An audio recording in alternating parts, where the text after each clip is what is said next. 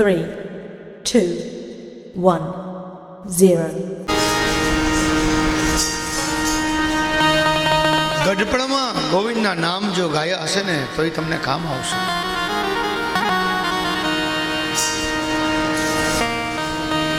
આ બાજુ વિદુરજી ધૃતરાષ્ટ્રને ગાંધારીને લઈ અને નીકળી ગયા. કોઈને પણ કઈ વાત પણ ન કર્યા. ગંગાના કિનારે જઈ અને ધ્યાન લગાડવા કહ્યું. ધૃતરાષ્ટ્ર અને ગાંધારી પ્રભુનું હરિભજન કરી અને મુક્તિ મેળવી. આ બાજુ પાંડવો દુઃખી થયા. પાંડવો ચારે બાજુ રડે છે, દુઃખી થઈને ગોતે છે કે અમારા દાદા કેમ ગયા, અમારા કાકા કેમ ગયા. કોઈને કંઈ કહ્યું પણ નથી. અને તે સમયે દેવર્ષિ નારદજી નારાયણ નારાયણ કરતા આવ્યા અને નારદજી કહ્યું કે પાંડવોને કહે છે કે હે પાંડવો, તમે એની ચિંતા ન કરો.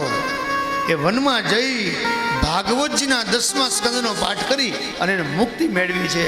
અને હવે તમે પણ તૈયારી કરો. તમે પણ હવે હિમાલયની અંદર સ્વર્ગારોહણની તૈયારી કરો. હવે જવાનો સમય પાકી ગયો છે. જીવ માત્ર તૈયારી કરવી જોઈએ. ક્યારે જવાનું છે કઈ નક્કી નથી. આ બાજુ ધીરે ધીરે સમય જતાની સાથે કથા મહાભારતના બહુ દિવ્ય છે. આપણે થોડુંક સંક્ષિપ્તમાં આવે લેવું કે હસ્તિનાપુરની અંદર ધર્મરાજ યુધિષ્ઠિર ગાદી ઉપર બેઠા છે અને અર્જુન ધર્મરાજ અર્જુનને કહે છે કે હે અર્જુન, આજે શ્રી કૃષ્ણ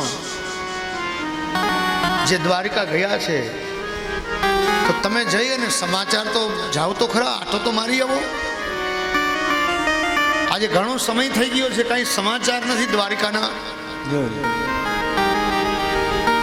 અર્જુન રથ લઈ અને દ્વારિકા ગયા છે. 1 મહિનો, 2 મહિના, 3 મહિના, 4 મહિના, 6 મહિના થઈ ગયા. અર્જુન પાછા આવ્યા નથી.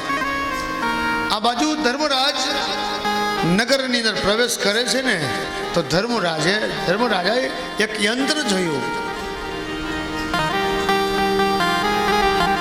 ધર્મરાજ યુધિષ્ઠિર વિચારે છે કે આ કયું યંત્ર? એ યંત્ર બીજું કઈ હતું નહીં, એ તાળું હતું, લોક હતું. પહેલાના સમયમાં ક્યારેય તાળા ન લગાડવા પડતા, પણ કલિયુગ આવ્યો છે. પણ ધર્મરાજાએ વિચાર કર્યો આ કયું યંત્ર છે? ધર્મરાજ વિચાર કરે છે કે આજે મારું મન મૂંઝાય છે, કંઈક અનિષ્ટ થવા જઈ રહ્યું છે. ભીમસેને જઈને કહે છે કે ભાઈ, આજ મને બેચેની છે, મને ગમતું નથી. આજ વાતાવરણ કંઈક ધૂંધળું લાગે છે, સૂર્ય ઝાંખો પડે છે, ઢંકાયેલો છે. અને આમે અર્જુન ગયા છે, આજે 6 મહિના થઈ ગયા, હજી કોઈ સમાચાર નથી. એમ ધર્મરાજ અને ભીમસેન વાતો કરે છે ને તે સમય બરોબર અર્જુન રથ લઈ અને હસ્તિનાપુરમાં પધાર્યા છે. અર્જુનની આંખો સૂજી ગઈ છે, કઈ બોલતા નથી. ત્યારે ધર્મરાજ પૂછે છે કે હે અર્જુન, તમે દ્વારકાથી આવો છો, ત્યાં ઉગ્રસેન મહારાજ મજામાં છે? અર્જુન કઈ જવાબ નથી દેતા. દેવકી અને વસુદેવ એ શું કરે છે? પ્રદ્યુમન શું કરે છે? દાઉજી શું કરે છે? એકના સમાચાર પૂછે છે પણ અર્જુન કઈ જવાબ આપતા નથી. અર્જુનની આંખ રડી રડી રડી રડી અને લાલ થઈ ગઈ, સોજી ગઈ છે. અને છેલ્લે કહે છે કે હે અર્જુન, તું જેના વિયોગમાં, કૃષ્ણના વિયોગમાં તને ચેન નથી પડતું, તો એ કૃષ્ણ તો મજામાં છે ને? અને જ્યાં કૃષ્ણનું નામ આવ્યું ને ત્યાં તો અર્જુનના હૃદયમાંથી રુદન પ્રગટ થઈ ગયું. રડવા લાગ્યા. કહ્યું ભાઈ, તમે જેટલાના નામ દીધા હે ને, અત્યારે અહીંયા દ્વારિકામાં કોઈ નથી. ભાઈ જેટલા તમે નામ મને આપ્યા છે ને એમાં કોઈ બચ્યું નથી. અને આજે હું અર્જુન અને ત્યાં તો ભીમસેન, ધર્મરાજ, દ્રૌપદી માથા નાખવાની. ઓહો, હવે ભાઈ મારા ચીર કોણ પૂરશે? દ્રૌપદીની ભરી સભાની અંદર જ્યારે દુષ્ટ દુશાસન એને ચીરહરણ કરતો હતો ત્યારે દ્રૌપદીએ બધાને હામું જોયું, પણ ત્યારે કોઈ એની મદદ ન કરી. અને તેથી ભગવાન દ્વારકાવાળા એની મદદ કર્યા. દ્રૌપદી યાદ કરે છે સમયને કે હે ભાઈ, તું હવે જતો રહ્યો છે તો હવે મારા ચીર કોણ પૂરશે ભાઈ? હવે અમે જીવિત શું કરવું?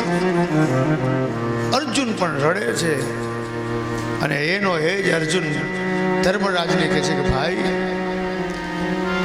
આજે એ જ તારો ભાઈ છું. આજે દ્વારકાની અંદર દ્વારકાની જે યાદવોની સ્ત્રી હતી ને, એને લઈ અને હું એને આવતો હતો ને, ત્યારે કાબા નામના લૂંટારાએ મને લૂંટ્યો ભાઈ. આજે એ જ મારું ગાંડીવ, એ જ મારું ધનુષ, અને હું એ જ અર્જુન બાણાવાળી કહેવાતો. આજે મારા હથિયાર છે ને હેઠા મૂકી દીધા અને એ કાબાએ મને લૂંટ્યો. સમય બલવાન નહીં પુરુષ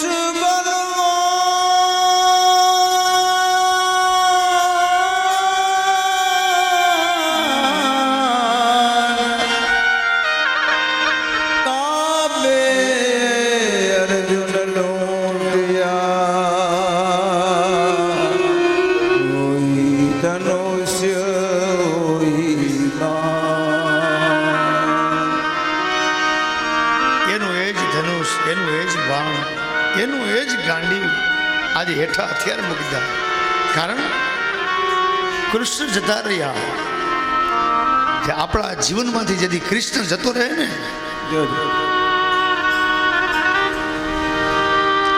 કૃષ્ણ જતો રહે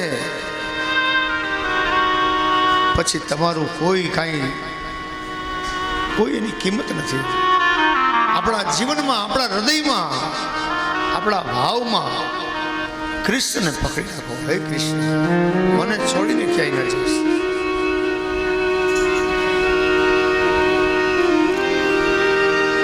પછી તો પાંડવો કૃષ્ણના વિયોગની અંદર તડપતા વિચારે કે હવે અમારે જીવીને શું કરવું છે. પરીક્ષિત મહારાજને રાજગાદી સોંપી દી. પાંડવો હિમાલય હાડ ગાળવા માટે રવાના થયા. માણસ ગમે તે પુરુષાર્થ કરે, ગમે તેટલા ખોટા કર્મ કરે, સાચા કર્મ કરે, પણ એકવાર હરિની હાટડી આપણે જવું છે. અને તેથી આપણે પાયનો બાપુ હિસાબ માગશે. દીકરા, તને મેં માનવ થઈને મોકલો તો તે કેવા કર્મ કર્યા, લાવ એનો હિસાબ તો જરા જોવા દે. ક્યારેક ખોટા કર્મ ન કરો. પાંડવો પછી તો હેમાડે ગયા. બહુ દિવ્ય કથા છે, એક પછી એક સ્વર્ગારોહણની કથા છે. આ બાજુ પરીક્ષિત રાજાને રાજગાદી આપ્યા, રાજ તિલક કર્યા, ચક્રવર્તી રાજા થયા. પરીક્ષિત રાજા મૃગયા કરવા જાય છે અને એક દિવસ એના અજાણતા પરીક્ષિત રાજાથી એક અપરાધ થઈ ગયો. એક ઋષિના ગળાની અંદર એક સર્પને મારી અને ઋષિના ગળામાં પહેરાયો. જે રાજા હતો ને, દરરોજ પુષ્પનો હાર પહેરાવતો હતો, પણ આજે એને સર્પ પહેરાયો. એનું કારણ પાંડવના ખજાનાની અંદર કેટલું બધું ધન પડ્યું હતું, સોના મોહર પડ્યા હતા. અને પાંડવોએ કેટલાય રાજાનો દિગ્વિજય કરી અને યુદ્ધ કરી એની યાદે મેળવી. અને ખજાનાની અંદર પડ્યું હતું, એમાં એક મુગટ હતો જરાસંઘનો. અને જરાસંઘે આખી જિંદગી અનિતિથી ભેગું કરેલું હતું. આજે પરીક્ષિતે મુગટ લઈ માથે ધારણ કર્યું. પરીક્ષિતને ખબર નથી અને મૃગયા કરવા ગયા ત્યારે જ્યારે માથે મુગટ હતો ને એમાં કલી હતો અને કલીએ એ પરીક્ષિતની એ મતિ ફેરવી. જે હાથથી પૂજા થતી હોય સાધુની, બ્રાહ્મણોની, દેવતાઓની, ગુરુની, અને એ જ હાથેથી આજે અપરાધ થઈ ગયો પરીક્ષિત રાજાથી. અને આ બાજુ શૃંગી ઋષિનો બાળક ગંડકી નદીની અંદર સ્નાન કરતો હતો અને કોઈ બાળકે કીધું કે તારા પિતાના ગળામાં કોઈ રાજા હતો અને એને મરેલો સર્પ પહેરાવ્યો. અને ત્યારે એ નાનો એવો બાળક બ્રાહ્મણ એને ત્યાં ને ત્યાં ગંડકી નદીની અંદર હાથમાં જલ લીધું. 3 વાર વિષ્ણુ વિષ્ણુ વિષ્ણુ બોલી અને કીધું કે મારા પિતાના ગળામાં જેણે પણ સર્પ નાખ્યો મરેલો એનું આજથી એ જ તક્ષકથી એનું મૃત્યુ થજો. આવો ભયંકર દંડ આપ્યો.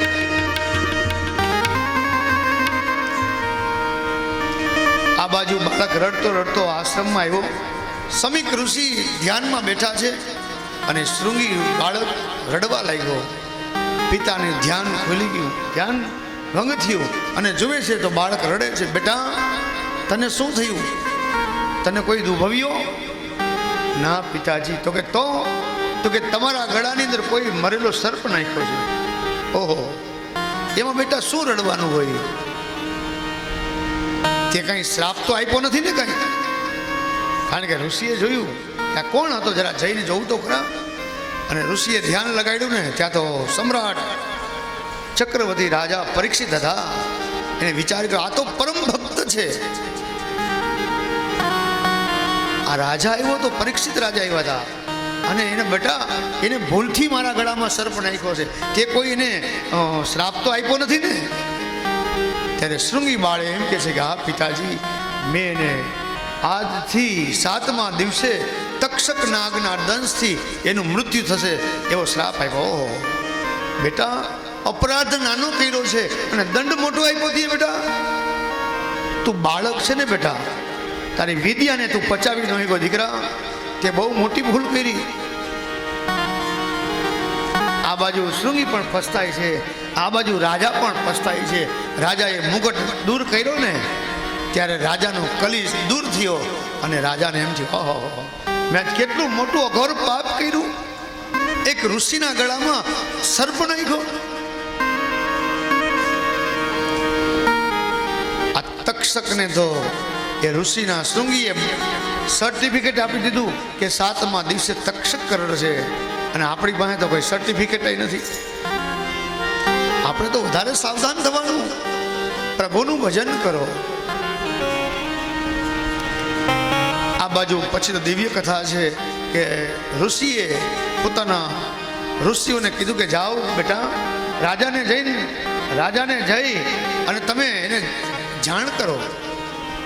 આ બાજુ રાજા ભગવાનને પ્રાર્થના કરતો, હે ભગવાન, આ મારો અપરાધ થયો છે, મને દંડ આપો. અને જ્યારે પ્રજા જો ભૂલ કરે ને તો એને રાજા દંડ આપે, પણ રાજા જ જો ભૂલ કરે તો એને કોણ દંડ આપે? તો એની ઉપર ધર્મ હોય છે. ધર્મોસી દંડ, ધર્મોસી દંડ. ધર્મ એને સજા કરશે. અને વિચારો તો ખરો કે એને એ સમયે રાજાએ અપરાધ કર્યો હતો અને રાજાએ રાજ, સત્તા, સંપત્તિ બધું પલભરની અંદર છોડી દીધું અને ગંગાના કિનારે આનંદ નામના તટ ઉપર જઈ અને રાહ જોવે છે પ્રભુને કે હે પ્રભુ, મને કોઈ ગુરુવર મળે, મને કોઈ સદગુરુ મળે. અને મારી પાસે તો 7 દિવસ છે. હજી 7 દિવસમાં હું મારું મુક્તિને પામી લઈશ. મને એવો કોઈ ઓલિયો મળે. પરીક્ષિત રાજા તૈયાર થયા, ગંગાના કિનારે આવ્યા. 7 દિવસ છે આપણે પાસે. રાજા ખટમાંગ થઈ ગયા ને, ખટમાંગ. એને 2 ઘડીમાં મુક્તિ મેળવી. 2 ઘડી. 2 ઘડી એટલે 48 મિનિટમાં. પ્રભુ ભજન કરો બસ. આપણી પાસે તો આખી જિંદગી પડી છે, છતાંય પણ આપણે પ્રભુને યાદ કરતા નથી. આપણી પાસે સમય છે અને આપણે બાના કાઢીએ સમય ક્યાં છે? આ બધું તો ઘટપણમાં ગોવિંદના નામ ગાવો. અરે ઘટપણમાં શું ગોવિંદના નામ ગવાય? દાંતે રજા લઈ લીધી હોય, ગોવિંદ બોલવું હોય તો બોલી ન શકાય. કથામાં જવું હોય ને, પગ કામ ન કરતા હોય, પછી શું કથામાં જાય બાબુ? ફૂલ છે ને, ફૂલ એ ખીલે ને એ ભગવાનને ચડે, ઘરમાં જાય પછી ચડતું નથી. આ બેનો ભાઈઓ બધા નવયુવાનો જે છે, હું તો એને કાયમ માટે કહું કે તમે પ્રભુની ભક્તિ કરો અત્યારથી.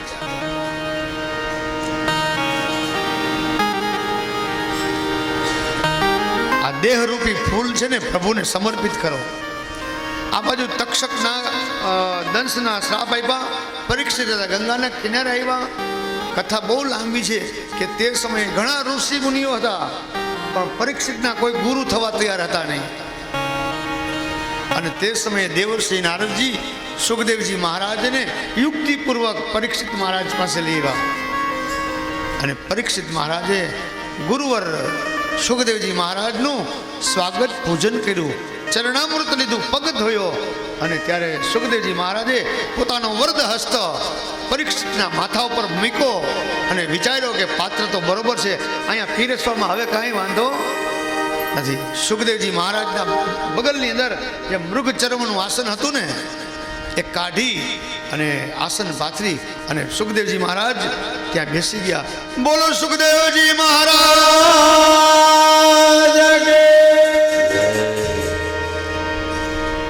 સુખદેવજી મહારાજ એક ક્ષણ પણ જ્યાં સ્થિર ન રહી શકે, એ સુખદેવજી મહારાજ 7 દિવસ સુધી પરીક્ષિતને મુક્ત ભગવત કથા સંભળાવે છે. ગંગાના કિનારે આનંદ નામના તટ. આનંદ નામનો તટ એટલે કે જ્યાં આનંદ હોય, જ્યાં શાંતિ હોય. ગંગા વહેતા વહેતા વહેતા વહેતા ખડખડ ખડખડ જાય છે અને સભા ભરાયેલી છે. અને પરીક્ષિત મહારાજને સુખદેવજી મહારાજ કથાની શરૂઆત કરે છે. પરીક્ષિત કહે છે કે મહારાજ, જેનું મૃત્યુ નજીક આવે ને શું કરવું જોઈએ?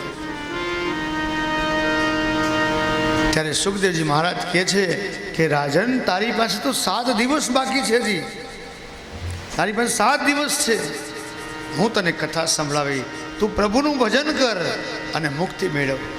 અને જો પરીક્ષિત, હું તને મૃત્યુથી નહીં બચાવી શકું, પણ મૃત્યુનો જે અંદરનો ભય છે ને, એ ભયને હું વરી લઈશ. એ ભયથી તને જરૂર બચાવીશ. આપણી અંદર જે ભય જે છે, જે ડર છે ને, એ ડરને નાશ કરવા માટે તો આ ભાગવત કથા છે કે ભય નો રહીએ. અને મૃત્યુ એ તો પ્રભુની સાથેનું મિલન છે. જેને જીવનમાં કોઈ દી ખોટા ચોપડા ચિત્રા ન હોય બાપુ, એને ક્યાં ભીખ છે કઈ? સાચાને ખોટા કર્યા હોય, કાળાને ધોરા કર્યા હોય ને, ચોપડા ખોટા ચિત્રા હોય ને, તો એને ત્યાં જવામાં, પ્રભુની પાસે જવામાં બીક લાગશે. પણ જેને જીવનમાં કોઈ દી ખોટા તંત કર્યા નથી, ખોટા કર્મ કર્યા નથી, તો એમાં ભય પછી છે ને એ હોતો નથી. એને એમ થાય કે જલ્દી હું મારા પ્રભુને મળું, જલ્દી હું મારા નાથને મળું. પ્રભુની પ્રાપ્તિ માટેના જેટલા પ્રયાસો હતા ને, એ બધા લગાડ્યા. અને સુખદેવજી મહારાજ પરીક્ષિત રાજાને કથા સમજાવવા લાગ્યા. કથા દિવ્ય છે. સુખદેવજી મહારાજ એક એક કથા સમજાવે છે. આખી જગતની ઉત્પત્તિ સ્થિતિની કથા સમજાવ્યા. આપણે આગળ જોઈ કે બ્રહ્મા સર્જન કરે છે, વિષ્ણુ પાલન કરે છે, મહાદેવ લય કરે છે, એ કથા સમજાવ્યા. વિશ્વ પિતાની કથા સમજાવ્યા કે જ્યારે ભગવાન, વળી પાછા આપણે મહાભારતમાં જઈએ છીએ. આ કથા છે ને બહુ અટપટી કથા છે. કૃષ્ણ કથા, કૃષ્ણ પણ અટપટો છે, બાંકે બિહારી. રામ સરળ છે, રામની કથા પણ સરળ છે. કૃષ્ણ વાકો, કૃષ્ણની કથા એ વાકી. ઘડીક રામાયણ, ઘડીક ભાગવત, ઘડીક ગીતા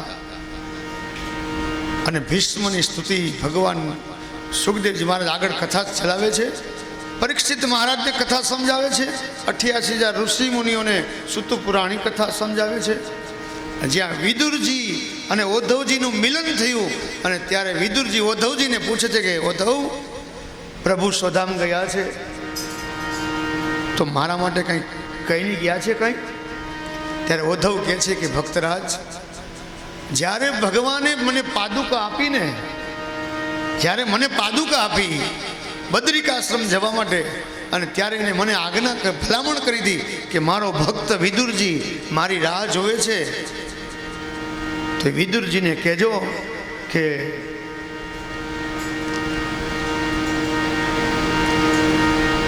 ઋષિના આશ્રમમાં જઈ અને અહીંયા જ્ઞાનોપદેશ કરશે. મૈત્રીજી મહારાજ મૈત્રી ઋષિના આશ્રમમાં જઈ અને વિદુરજીને જ્ઞાનોપદેશ કરે છે. એટલે મૈત્રેય અને વિદુરજીનો સંવાદ ચાલે છે. સુખદેવજી અને પરીક્ષિતની કથા ચાલે છે અને 88,000 ઋષિ મુનિઓ અને સૂત પુરાણી કથા ચાલે છે. અને અહીંયા તમે ને હું આપણે ભગવાનના એ ગાયેલા ગુણગાન ગાઈએ છીએ. એક આરે 4 જગ્યાએ કથા.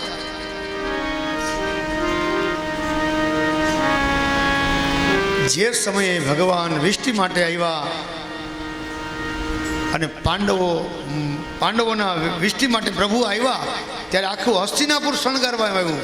દુર્યોધને 56 ભોગ ધરાવ્યા ભગવાન માટે. કે દ્વારિકાનો રાજા આવે છે ને, એને એ ખબર નથી કે આ તો દ્વારિકાનો રાજા નહીં, અખિલ બ્રહ્માંડનો નાથ છે. એને એમ હતું કે દ્વારિકાનો રાજા છે એટલે આ ધજા પતાકાથી આખું નગર શણગારવું, એને 56 ભોગ ધરાવવું ને એટલે એ આપણા ફેવરમાં આવી જાય. હસ્તિનાપુર શણગાર્યું, ધજા પતાકા લગાડ્યા છે અને આખી નગરની અંદર ચારે બાજુ માણસો લાઈનમાં ઊભા છે. ભગવાનનું ભવ્ય સ્વાગત થઈ રહ્યું છે. કોઈ અબીલ ઉડાડે, કોઈ ગુલાલ ઉડાડે, કોઈ પુષ્પ ઉડાડે છે. એટલી ભીડ હતી અને ભીડની અંદર વિદુર અને સુલભા હતા ને. જો ભગવાનને ભક્ત કેવા હોય, વિદુરજી અને સુલભા એના પત્ની એ બે આવી અને જુએ છે કે મારે પ્રભુના દર્શન કરવા છે. એટલી ભીડમાં પણ ભગવાનના દર્શન, રથમાં બેઠા છે, પ્રભુ દર્શન ન થયા ને તો વિદુરજીએ પોતાના 2 પગ હોય ને એ પગને આમ અધર કર્યા અને અધર કરીને પ્રભુને દ્રષ્ટિ આપે છે અને પ્રભુ વિદુરજીને દ્રષ્ટિ આપે છે. ત્યાં તો વિદુરજી રાજી થઈ ગયા. એના પત્નીને કે જોયું સુલભા, જોયું પ્રભુએ આપણી સામું જોયું આટલા માણસોમાં. પણ જ્યાં પ્રેમ હોય ને ત્યાં દ્રષ્ટિ પેલી જાય બાપુ. અને વિદુરજી અને સુલભા રાજી થઈ ગયા. દર્શન કરી અને પોતાની ઝૂંપડીમાં ગયા અને ત્યાં જઈ અને શ્રી કૃષ્ણ શરણમ મમ, શ્રી કૃષ્ણ શરણમ મમ જપ કરવા લાગ્યા. આ બાજુ દુર્યોધને 56 ભોગ થઈ રહ્યા. વિષ્ટિ માટેની વાતો થઈ. ભગવાન કહે છે કે હે દુર્યોધન, આ થોડું છે ને એમાં થોડામાંથી થોડું આપી દે ને તો આ કજિયાનું મોં કાઢવું, કજિયો ન કરવો, સમજી જા ભાઈ. પણ દુર્યોધન કહે છે નહીં દ્વારકાધીશ, એ વાત ન કરતા. જો આમાંથી કંઈ જોતું હોય ને તો યુદ્ધ કરવું પડશે, બાકી યુદ્ધ વગર અમે એક છે ને આમાંથી રાઈના દાણા જેટલું અમે આપવા માટે તૈયાર નથી. ભગવાને ખૂબ સમજાવ્યું. દુર્યોધન ન માન્યો અને છેલ્લે દુર્યોધને એમ હતું કે આ 56 ભોગ ધરાવ્યા છે ને તો હું દ્વારિકાધીશને જમાડું એટલે રાજી થઈ જાય અને મારા ફેવરમાં ચુકાદો આવી જશે. દુર્યોધન કહે છે દ્વારિકાધીશ, યુદ્ધ વગર હું રાય જેટલું પણ આપવા માટે તૈયાર નથી.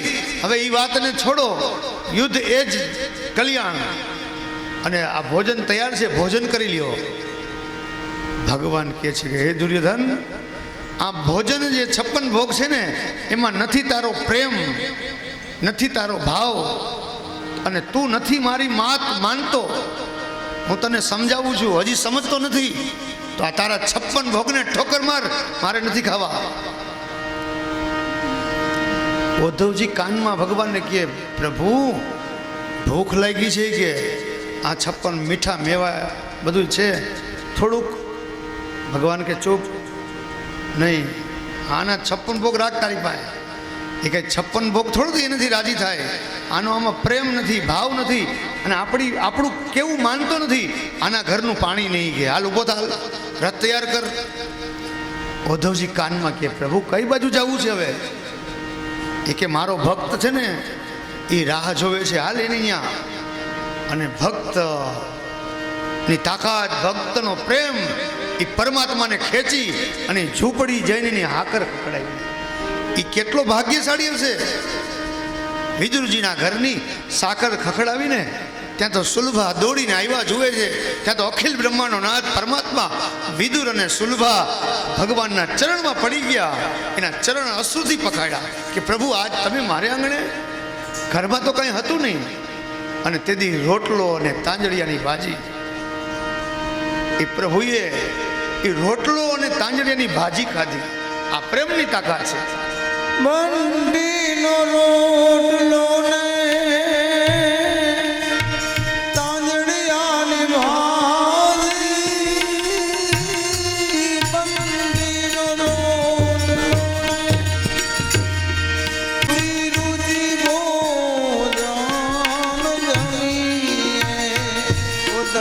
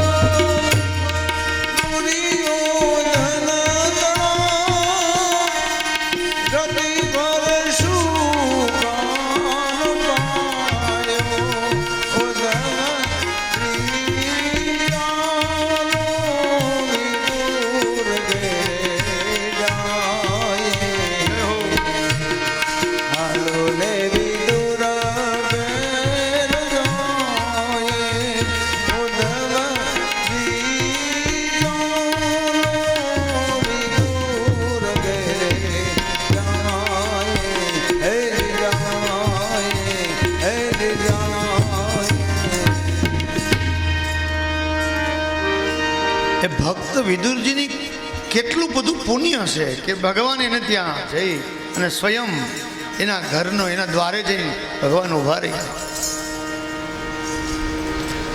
ભગવાન છે ને પ્રેમનો ભૂખ્યો છે, માટે પ્રેમથી ભગવાનને જમાડો, ભગવાનને પ્રેમથી એનું ભજન કરો.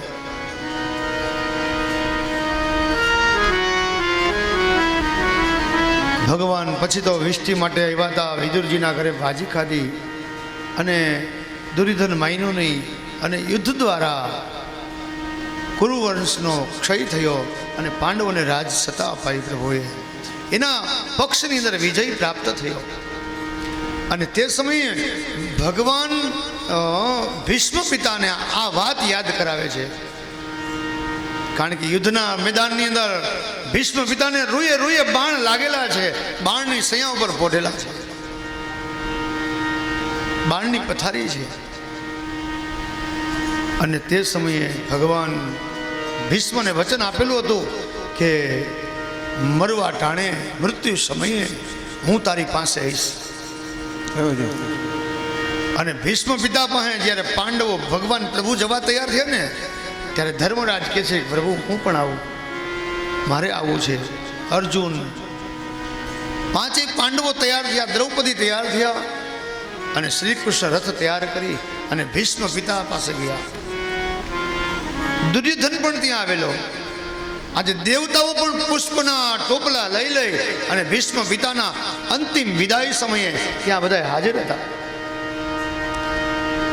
અને ભીષ્મ પિતાની સામે ભગવાન અખિલ બ્રહ્માંડનો નાથ શ્રી કૃષ્ણ ઊભા છે. અને ત્યારે ભીષ્મ બહુ સરસ મજાની સ્તુતિ આવે છે, ભીષ્મ સ્તુતિ કહેવાય. ઇતિ મતિ રૂપ કલ્પિતા વિતૃષ્ણા ભગવતી સાત્વત ભોંગવે વિભૂમિ. ઇતિ મતિ રૂપ કલ્પિતા. હે વાલા, આજુ બાળની સૈયા ઉપર પોઢેલો છું. આજે મારો જવાનો સમય આવ્યો છે. આ મારી મતી છે ને, મારી દીકરી છે ને, હે નાથ, એનું તમે પાણી ગ્રહણ કરો, એની સાથે લગ્ન કરો. પ્રભુ કહે છે, હે દાદા, હું તમારી દીકરીની હારે લગ્ન તો કરું, પણ તમારી દીકરીને મંજૂર છે? તમારી દીકરીને પૂછ્યું છે? એ દીકરી એટલે કોણ? મતી. ઇતિ મતી રૂપ કલ્પિતા વિતૃષ્ણા. મારી મતી હજી કોઈને વળગી નથી. મારી મતી છે ને એ કોઈને વરી નથી. માટે હે વાલા, મારી મતીને તમે પઢો, મારી મતી હારે તમે લગ્ન કરો. દિવ્ય કથા છે. આ મતી છે ને એ કોઈમાં લાગવી જોઈએ. અને પ્રભુની સાથે જીવ માત્ર ને લગ્ન કરવાના છે. જીવ માત્ર એ લગ્ન કરવાના છે. ઇતિ મતિ રૂપ કલ્પિતા વિતૃષ્ણા. હે વાલા, મારી મતીને તમે સ્વીકાર કરો. બહુ દિવ્ય કથા છે. અને તે સમયે દુર્યોધન ને કહે છે ભીષ્મ પિતા કે મારે પાણી પીવું છે, મને તરસ લાગી છે, મને બાપ પાણી પા. એમ આપણા પૂર્વજો છે ને, પિતૃ, મેં પહેલા દિવસે કીધું હતું કે જ્યારે આપણા પૂર્વજો હોય ને એને જ્યારે પાણી પીવું હોય અને ત્યારે એ જીવને જ્યાં સૂતો હોય ને એ ત્યાં જઈને જગાડે, એને હળી કરે. આપણે ગામડામાં કહીએ ને કે બેઠો હોય ત્યાં હળી ન કરવી. એને શું કરે? જગાડે કે હાલ જાગ, મારે બાપ પાણી પીવું છે. એમ ભીષ્મ પિતાએ દુર્યોધનને કહે છે કે મને પાણી આપ. ભીષ્મ પિતાને નથી માં, નથી બાપ, નથી ભાઈ, નથી કોઈ પરિવાર. એટલે ભીષ્મ પિતાને પાણી માંગ્યું ને ત્યારે દુર્યોધન સોનાના કળશ લઈને પાણી એના સૈનિકોને કે જાઓ દાદા માટે સુવર્ણના કળશમાં પાણી લઈ આવો. ભીષ્મ પિતાએ હાથ પકડો કે હે મૂર્ખા, રણ મેદાનમાં યુદ્ધના મેદાનમાં રમતો રમતો મર્યો હોય અને રૂવાડે બાણ લાગ્યા હોય એને એ પાણી ન હોય બાપ કે તો અર્જુનને સામે ઈશારો કર્યો. અર્જુન, બાપ, બેટા, દીકરા, તારું બાણ ચડાવ. અર્જુને વિચાર કર્યો દાદાને પાણી પીવું છે, શું કરવું? અને અર્જુને બાણ ચડાવ્યું અને માં ભગવતી ગંગાને યાદ કરી કે એમાં આ ગંગાનો પુત્ર છે, એમાં તું સાક્ષાત અહીં પ્રગટ થા. બાણ ચડાવીને જ્યાં ધરતી પર બાણ છોડે ને ત્યાં તો એમાંથી જળ ગંગા પ્રગટ થયા અને ગંગાના નીર છે ને ભીષ્મ પિતાના મુખમાં ગયા. ગંગાનો પુત્ર છે ભીષ્મ. અને છેલ્લે ભીષ્મ કે બાપ, હવે મને છેલ્લું ઓશીકું તો આપ હવે. અને ત્યારે અર્જુન છે ને ભીષ્મ પિતાને મસ્તક પર બાણ છોડીને બાણ મારે અને એને ઓશીકો આપે. બહુ અદ્ભુત વર્ણન છે. આ તો આપણે સમયની મર્યાદામાં બધી કથા લેવાની છે. અને ત્યારે ભીષ્મની અંતિમ વિદાય શ્રી કૃષ્ણને શરણમાં જઈ અને કહે છે કે હે બાપ, આ મારી મતીનો હવે તું સ્વીકાર કરી લે. આપણી મતી છે ને એ પ્રભુમાં લગાડો બસ. અને ભીષ્મ પિતાના સમય મૃત્યુ સમયે એની પાસે તો બ્રહ્મા ભગવાન સ્વયં પોતે હતો. એના કર્મ એવા હતા ને, ભલે ભીષ્મ પર ધર્મની લડાઈ હતી એની પાસે. એને આજીવન બ્રહ્મચર્યનું પાલન કર્યું. આપણે તો જ્યારે મૃત્યુ સમય આવશે ને એ તો એનું કંઈક પુણ્ય હોય ને બાપુ, તો એની સામે પરમાત્મા ઊભો હોય. આપણી સામે કોણ ઊભા હોય? અત્યારના સમયમાં આઈસીમાં હોય, સફેદ કોટવાળા હોય, પૈણનો દીકરો પણ પાહેનો હોય. હો, એને કે નીચે બે જાઓ, પૈસા જમા કરાવો ખાલી. અંતિમ સમયે પૈણનો દીકરો પોતે પાણી પાવા માટે પાહેનો હોય. એ એના કર્મ વાત છે. પણ ભગવાન એક જ કહેવાનું, હે પરમાત્મા, મારો સમય છે ને જે મૃત્યુનો, બાપી એક હાચવી દે. બેનો ગાતા હોય ને, સમય મારો સાથ જે વાલા, કરું તને એ સમય કયો? મૃત્યુનો. કે મૃત્યુ સમય, હે પ્રભુ, હું મુખમાં તારું નામ હોય, હું તને નિહાળું, તું મને નિહાળ. મારો પરિવાર હોય, મારા દીકરા હોય, અને મારું મૃત્યુ થાય ને શ્રેષ્ઠ મૃત્યુ કીધું એ. બાકી તો બાયપાસ થઈ જાય. બાપા વયા ગયા હોય, પાણી પીવડાવાળો કોઈ ન હોય. એનું કારણ એના કર્મ. પણ કર્મ એવા ન કરો કે મરવા ટાણે તકલીફ થાય. કર્મ ઉજળા કરો. અંતિમ સમયે ભીષ્મને વિદાય આપે છે. દેવતાઓ પુષ્પની વૃષ્ટિ કરે છે અને પાંડવો દાદાને એ પાણી પાય. અને દાદા જેમ મહાભારતનું મહાન પાત્ર જો કોઈ હોય ને તો ભીષ્મ પિતા આજે આ ધરતી છોડી અને વિદાય લે છે. દેવતાએ એની પર પુષ્પની વૃષ્ટિ કરી ભગવાન એને સદગતિ આપ્યા. પાંડવોએ ભીષ્મ દાદાની ઉત્તર ક્રિયા કરાવ્યા અને હરિનામ સંકીર્તન એની પાછળ સત્સંગ કર્યા. આપણે 2 મિનિટ ધૂન કીર્તન. ત્યાં પાણી.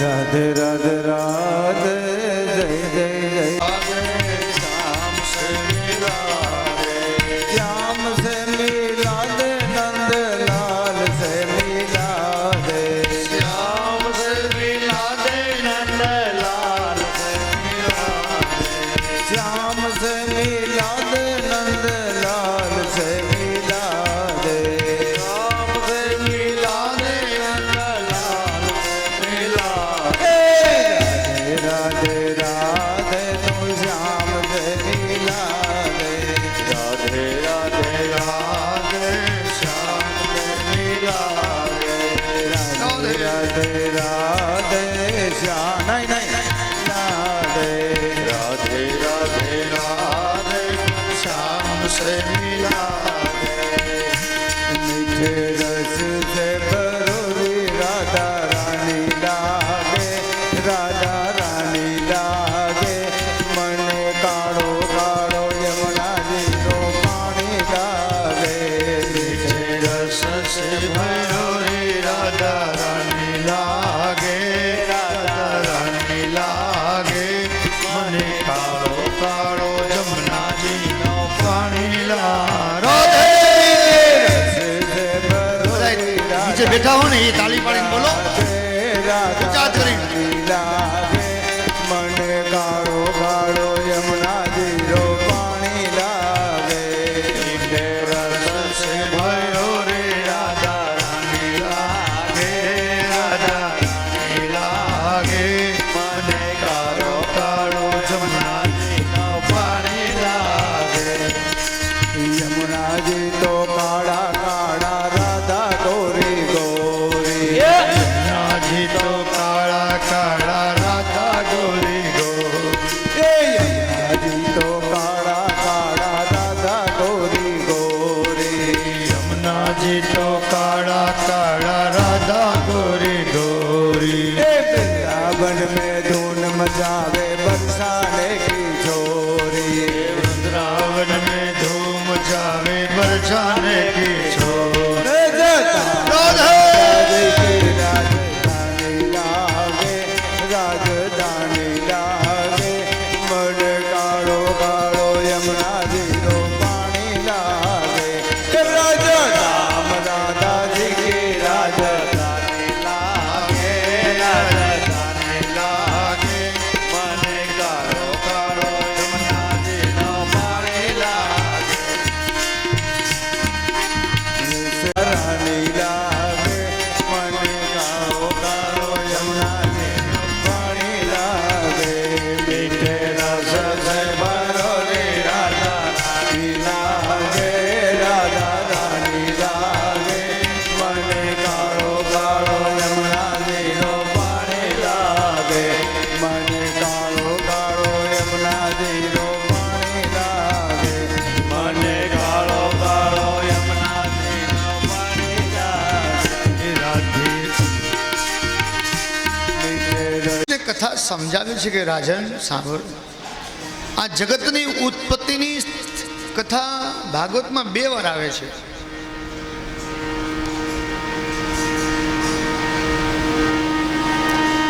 ભગવાન પહેલાં તો જે કાંઈ હતું નહીં, ચારે બાજુ જલ હતું. એ જલની અંદર વિરાટ સ્વરૂપ ભગવાન વિષ્ણુ, અને એ વિષ્ણુની નાભીમાંથી કમળ થયું, કમળમાંથી બ્રહ્મા ઉત્પન્ન થયા.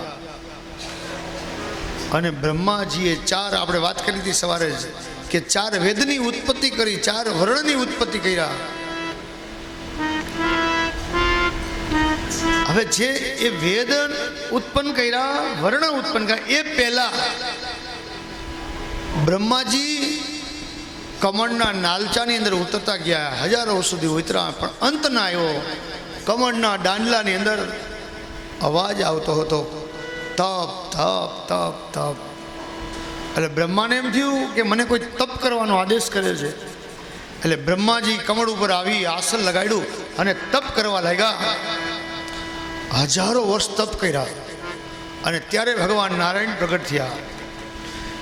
બ્રહ્માને કહે છે કે હે બ્રહ્મા, તમે સૃષ્ટિનું સર્જન કરો, તમે સૃષ્ટિનું સર્જન કરો. અને એ સર્જન માટે ભગવાન વિષ્ણુએ, એ વિષ્ણુને બ્રહ્માનો, બાપુ વિષ્ણુને બ્રહ્માનો સંવાદ ચાલતો હતો. અને તે સમયે બ્રહ્માજીના ડાબા નસકોરામાંથી એક નાનું એવું ભૂંડ કમળ ઉપર પડ્યું. અને ભૂંડ એટલે ભગવાને પહેલો અવતાર વરાહનો લીધો. બોલો શ્રી વરાહ ભગવાન. ભૂંડનો અવતાર ભગવાને લીધો. અને એ ભૂંડ છે ને, એ પડતાની સાથે તેને વિકરાળ સ્વરૂપ ધારણ કર્યું. પગ પાતાળ ને શેષ એનું આકાશને આંબવા લાગ્યું. અને ભગવાન રસાતળમાં જઈ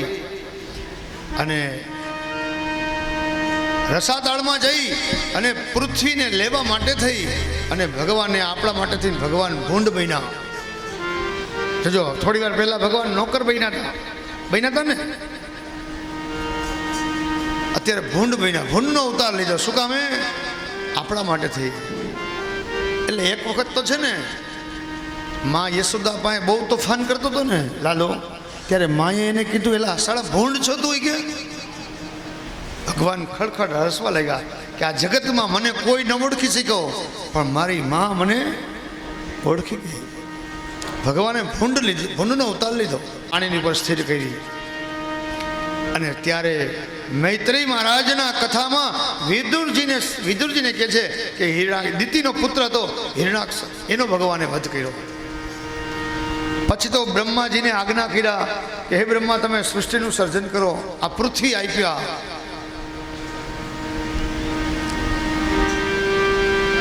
બ્રહ્માજીના માનસ પુત્ર ઉત્પન્ન કર્યા, સનત કુમાર, આવા બધા ઋષિમુનિઓ. અને એમાં દેવર્ષિ નારદ આવે ને, એટલે એ બધાને જ્ઞાન ઉપદેશ કરે. કોઈ લગ્ન કરવા તૈયાર ન થયું. વળી પાછું બ્રહ્માજી વિચાર કર્યો, હવે હું શું કરું? અને ત્યારે બ્રહ્માજીની કાયામાંથી 2 ભાગલા થયા. બ્રહ્માજીની કાયામાંથી 2 ભાગલા થયા. એમાં મનુ અને શત્રુપા રાણી ઉત્પન્ન થયા.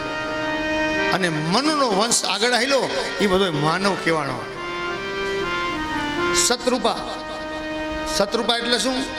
કે જેના રૂપ 100 છે, અલગ અલગ. આ જગત કેવડું છે બાપુ?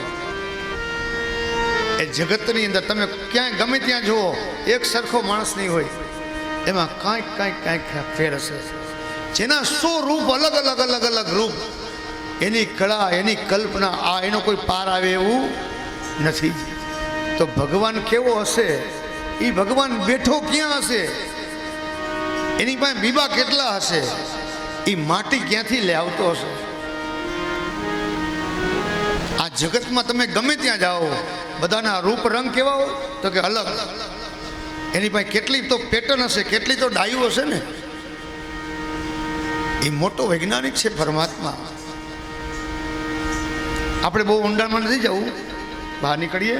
મનુ અને શત્રુપા રાણી, એના લગ્ન થયા.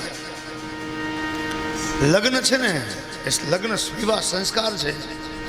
પણ સમય જતા સાથે આજે એ સંસ્કાર બધાય ભૂલાઈ જાય છે.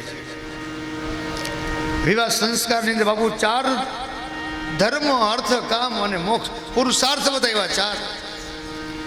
પેલો ધર્મ, લગ્ન કરો છો ને, લગ્ન અંદર પેલો ફેરો કેનો આવે તો કે ધર્મનો. તમારી સાથે ધર્મ છે ને એ 12 મહિના નહીં 13 મહિના હોવો જોઈએ. વર્ષના મહિના 12, પણ ત્રીજા વર્ષે આવે ને, કયો મહિનો આવે? હા, એ પરસોત્તમ. અને આ પરસોત્તમની જ કથા હે. એ 13 મહિના ધર્મ તમારી યારે હોવો જોઈએ. આપણે શું કરીએ? આપણે 5 દી ભગવાનના ગુણગાન ગાઈએ અને પછી પાછા ભૂલી જઈએ. શ્રાવણ મહિનો આવે ને એટલે હર હર મહાદેવ, હર હર મહાદેવ. કેમ શ્રાવણ મહિનો આવે ત્યારે? પછી નહીં, હે પછી નહીં.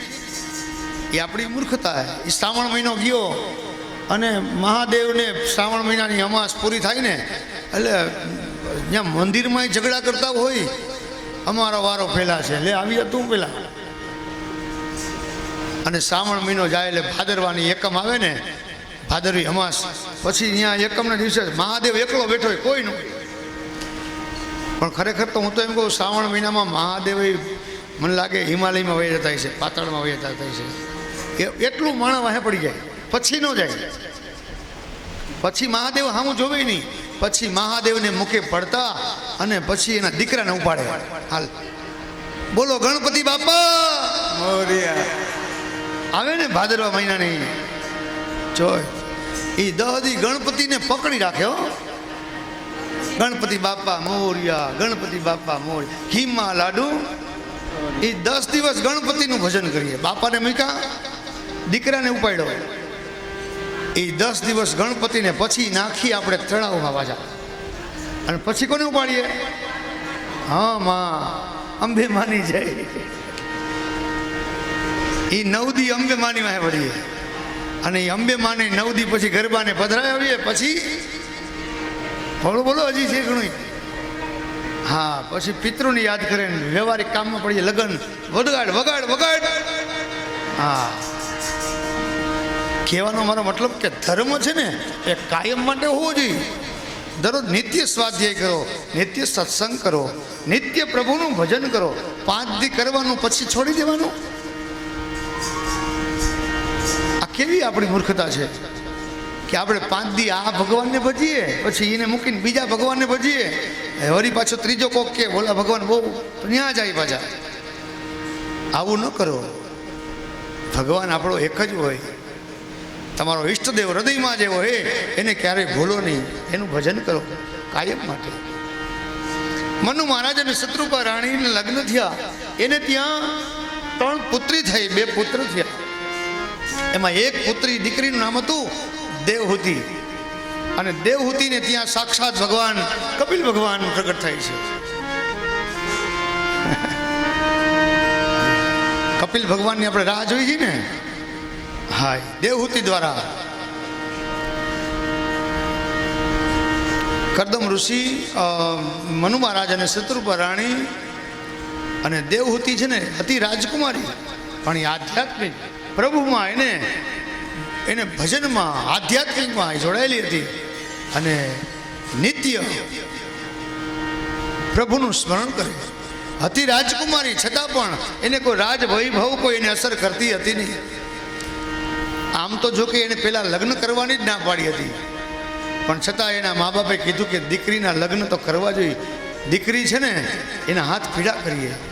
અને મા બાપના વચન ખાતર એને કીધું, પિતાજી મારા લગ્ન કરો ને તો કોઈ રાજકુમાર હારે ન કરતા, જો તમારે લગ્ન કરવા જ હોય ને તો કોઈ ઋષિની સાથે મને પરણાવજો.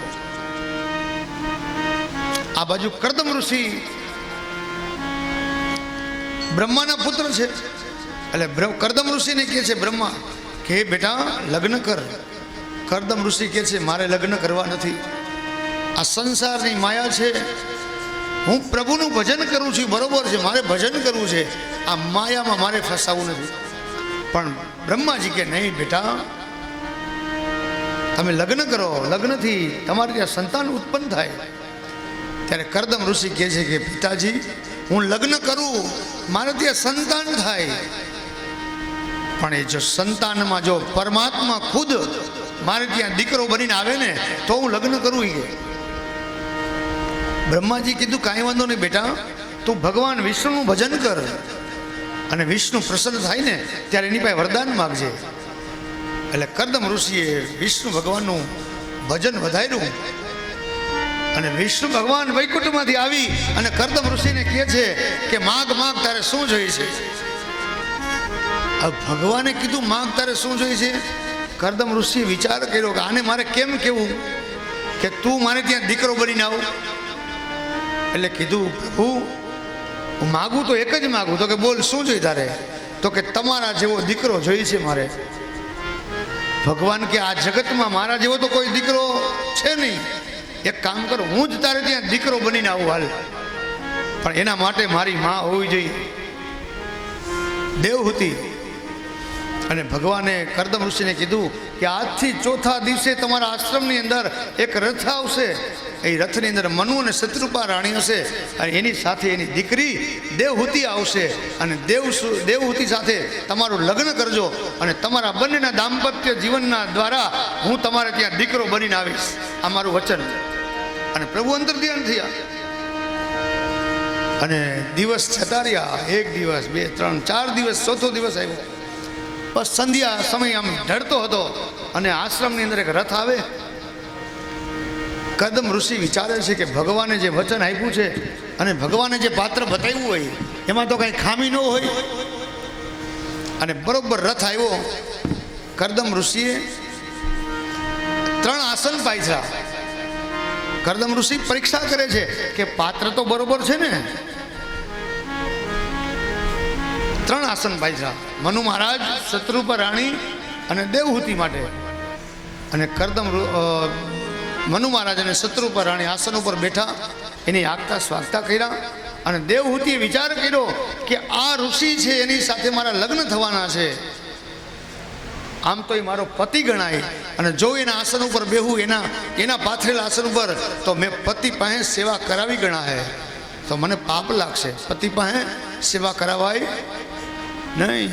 હવે તો કરાવ, હવે તો સમય આ બાજુ દેવહૂતિ વિચાર કર્યો કે જો હું મારા પતિએ આસન આપ્યું છે, ઋષિ આસન આપ્યું છે, જો એની પર ન બેસું તો પણ એને એમ લાગશે કે આ આસન ઉપર ન બેઠા. એટલે વિચાર કર્યો શું કરવું. એટલે દેવહૂતિએ પોતાનો જમણો હાથ હતો ને એ આસન ઉપર રાખી અને પોતે નીચે બેઠા. પછી પૂછ્યું કે મહારાજ તમારે આવવાનું કારણ. મનુ મહારાજ કહે છે કે અમારી દીકરી છે દેવહૂતિ અને એના લગ્ન કરવા છે. અને આ હું મનુ મહારાજ, આ શત્રુપા રાણી અને આ દેવહૂતિ અમારી દીકરી. આમ તો એને લગ્ન કરવા નથી, પણ એ પહેલેથી પ્રભુનું ભજન કરે છે અને એ કહે છે કે કોઈ ઋષિ જો મારો હાથ પાણી ગ્રહણ કરે ને તો જ મારે લગ્ન કરવા છે. કર્દમ ઋષિ કહે છે કે તમારી દીકરી તો રાજકુમારી છે, રાજમહેલમાં રહેનારી છે અને હું તો એક ઝૂંપડીમાં રહેનારો સાધુ. અને અમને ખાવામાં ક્યારેક ભોજન મળે ન મળે, પાંદડા ખાઈ અને જીવન ગુજારવું પડે. તમારી દીકરીને ગમશે, ફાવશે, પરવડશે? મનુ મહારાજ અને શત્રુપા રાણીએ દીકરીને હામું જોયું, પૂછ્યું નહીં, ખાલી હામું જોયું. એટલે દીકરી હેઠું ચાલી ગઈ. એટલે મતલબ કે એણે હા પાડી. કીધું કાંઈ વાંધો નહીં, પણ તમારી દીકરીને પૂછો કે મારે ત્યાં એક દીકરો થાય ને પછી હું સંસાર છોડી દઈશ અને સંન્યાસ લઈ લઈ. તમારી દીકરીને મંજૂર છે? ફરી મનુ મહારાજ અને શત્રુપા રાણી દેવહૂતિની સામે જોવે છે. દેવહૂતિએ માથું ઝુકાવ્યું, મને મંજૂર છે. કાલ સવારે એમ ન કહીએ કે બાવો થવું હતું તો લગ્ન હુકામે કર્યા. તમારી દીકરીને પૂછો. દેવહૂતિએ હા પાડ્યા અને ખૂબ સરસ મજાના ધામધૂમથી લગ્નની તૈયારી થઈ. કર્દમ ઋષિ અને દેવહૂતિના લગ્નની તૈયારી થાય. જજો હવે આ કથા એ સમજાવે છે કે દેવહૂતિ રાજકુમારી હતી છતાં પણ એના વિચાર હતા ને એ ઋષિ જેવા હતા, એટલે ઋષિને વૈડા છે. હવે અત્યારનો સમય તો કેવો આવ્યો છે અત્યારની દીકરી તો પોતે જાતે ગોતી લે, મા બાપને નો કહે. સમય બહુ ખરાબ આવ્યો. આ બાજુ લગ્નની તૈયારી થઈ, રૂડા માંડવા નખાણા. આ દેવહૂતિના લગ્ન કરદમ ઋષિ સાથે થઈ રહ્યા છે. નારદજી વિધિ પૂજા કરાવે છે અને તે સમયે દીકરીનો હાથ કરદમ ઋષિના હાથમાં આપે છે અને મનુ મહારાજની આંખમાંથી દર દર દર પાણી પડે કે આજ મારી દીકરીનો હાથ હું અર્પણ કરું છું, કન્યાદાન કરું છું. અને કન્યાદાન જેવું કોઈ મોટું દાન નથી. અને ખરેખર જેની ઉપર ભગવાનની કૃપા હોય ને એને આંગણે દીકરી હોય. અને આજે એ જ દીકરી, આજે એ જ માણસ દીકરીને ભ્રૂણ હત્યા કરી અને કે દીકરી જોતી નથી. અને ગમે તેવો માણસ હોય, જ્યારે કન્યાદાન થઈ અને દીકરીની જ્યારે વિદાય આવે ને, વિદાય આવે દીકરીના હાથમાં જો કન્યાદાન દે ને ત્યારે પાણી આપે, એના હાથમાં ફૂલની પાખડી આપે, જવું આપે, દર્ભની સળી આપે. એનો બાપનો એ સંકેત હોય કે દીકરી આ જળની જેમ તું પવિત્ર રહેજે બેટા. આ ફૂલની પાખડી છે ને એની જેમ તારા સસુરાલમાં તારી સુગંધ ફેલાવજે. આ બધા સંસ્કાર છે. દીકરીને દાયજામાં સંસ્કાર આપજો. બેટા તારો ધર્મ શું છે? આજથી બેટા આ તારો આ જેના હાથમાં તારો હાથ દઉં છું ને બેટા, આજથી તારો ધણી છે, તારો સ્વામી છે બેટા. એના પગલે એના ડગલે હાલજે દીકરી. આ સંસ્કાર. અને એ સંસ્કાર બહુ અદ્ભુત વાતો છે. અને દીકરીના લગ્ન ખૂબ ધામધૂમથી થયા. એના દાયજામાં ખૂબ સંસ્કાર આપ્યા. આપણે અત્યારે દાયજો તો આપીએ જ છીએ ને, દાયજો બહુ આપીએ છીએ આપણે. કેટલા બધા પ્રકારના તો સેટ આપતા હોય આપણે. સોફા સેટથી ચાલુ કરો, sofa set, lemon set, pedal set. હે બહુ મને નથી આવડતું પણ સેટ કેટલા બધા આપે. પણ દીકરી સાસરે જઈને પોતે અપસેટ હોય, કારણ કે સંસ્કારનું સિંચન નથી કર્યું, સંસ્કારનો દાયજો ન આપ્યો હોય. એટલે દીકરીને એવા સંસ્કાર આપવા, બેટા તું સાસરે જાને તો તારા સાસુ તારા સસરા એને મા બાપ ગણજે, એની સેવા કરજે. તારો ધણી છે, આ ક્યારેક ભૂલ થઈ ગઈ હોય ને તો જાતું કરજે બેટા. આ દીકરીને સંસ્કાર આપો.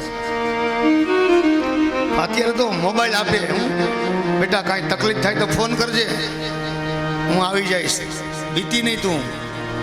તો દીકરી શું કરે? આ કરદમ ઋષિ ની સાથે દેવહૂતિના લગ્ન થયા અને બાપ એને ખૂબ દાયજો સંસ્કારનો આપ્યો. દીકરીને શિખામણો એટલી આવી, દાયજો આપ્યો, સંસ્કાર આપ્યા. અને વિદાય ટાણે આજે મનુ મહારાજ છે ને એ ભાંગી પડે છે. આજે જો બાપ છે ને, બાપ એમ કહેવાય કદાચ ગમે એવો મૂછવારો હોય કે એના ખાલી નામથી ધરા જ રૂજતી હોય, પણ એ દીકરીની વિદાય ટાણે છે ને એ બાપ છે ને એને 20 વર્ષની ઉંમર વધી જાય, એ ભાંગી જાય. અને બાપ અને દીકરીનો સંબંધ બહુ અદ્ભુત છે.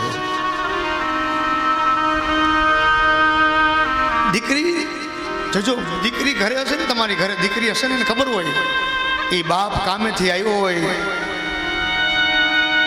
અને ત્યારે એ બાપને હામી પાણીનો ગ્લાસ ભરીને દોડશે કે લ્યો બાપુજી પાણી પીઓ, ચા બનાવી દઉં. આજનો દીકરો છે ને એ તમને પાણી નહીં પાય, તમને શું દુઃખ છે શું છે તમને કોઈ દી કાંઈ નહીં પૂછે. પણ દીકરી હશે ને તમારા ઘરે, તમને તમારી કાળજી રાખશે, તમને પૂછશે. અને એ બાપ અને દીકરીનો સંબંધ બહુ અદ્ભુત છે. બાપ જ્યારે વિદાય કરે ને દીકરી, બાપનું કલેજું છે ને એ કાઢીને એક બાજુ મૂકી દેતો હોય. કાળજા કેરો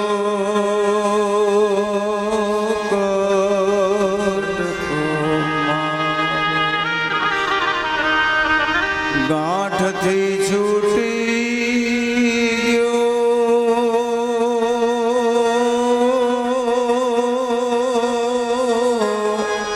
કાળજા કેરો કોટકો મારો ગાંઠથી છૂટી ગયો. મમતારું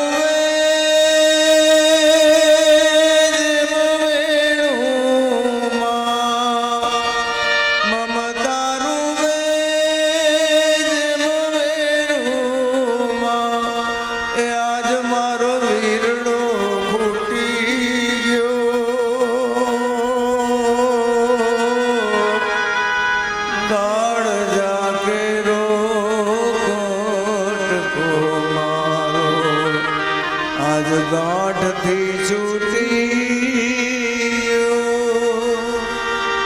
એ બાપ અને દીકરીનો સંબંધ બહુ અદ્ભુત છે, પવિત્ર, એટલો પવિત્ર. આજે વિચાર કરો કે દીકરીને તમે 20 વર્ષની 25 વર્ષની કરો, એને મોટી કરો, લાડ કોટ કરાવો,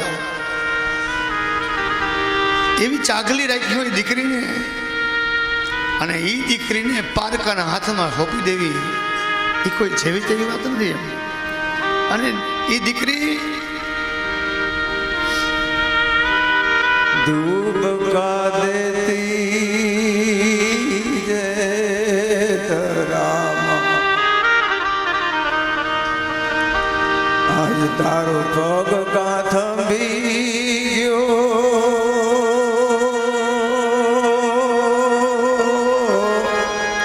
એ ધૂપ કા દેતી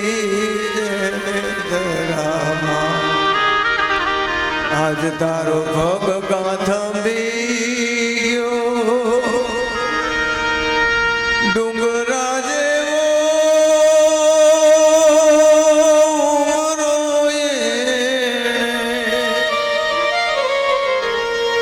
ડુંગરા જેવો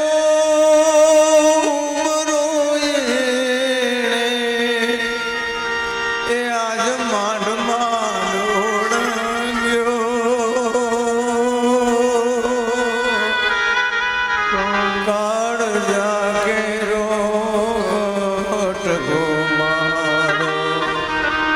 ગાંઠથી છૂટી ગયો.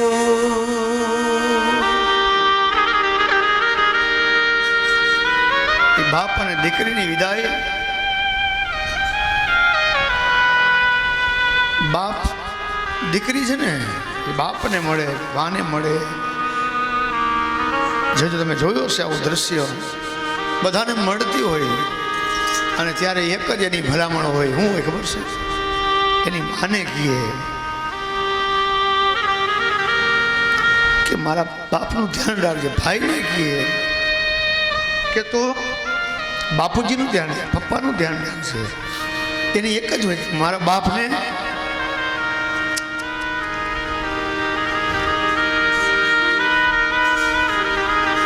બાંધતી નહીં તું નીત અંબુ, આજ કાં છૂટી